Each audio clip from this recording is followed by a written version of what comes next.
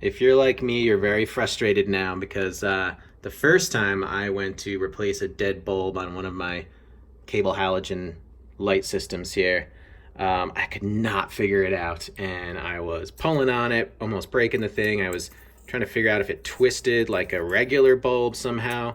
And finally, once I climbed up top and looked down on it, I could see that there are two little Allen screws right here.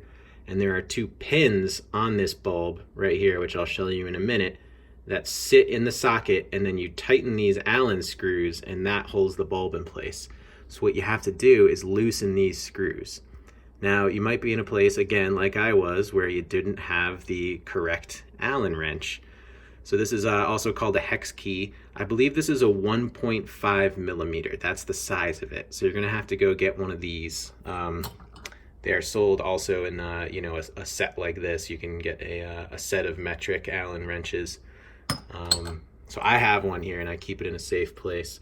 So all you have to do now is just get right in there and loosen that guy up. I'm gonna put this down for a second so the bulb doesn't drop out. All right, so all I have to do is get this Allen key, this tiny little Allen key, into that screw.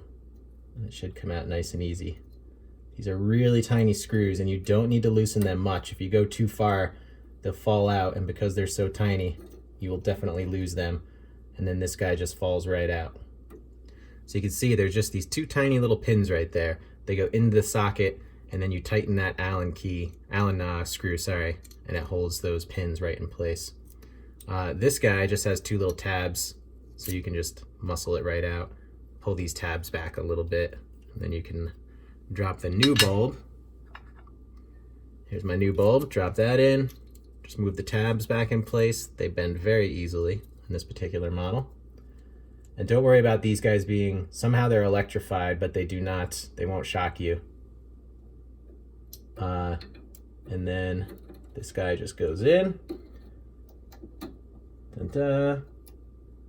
Now I tighten my Allen screws down. Should make a nice connection. There we go.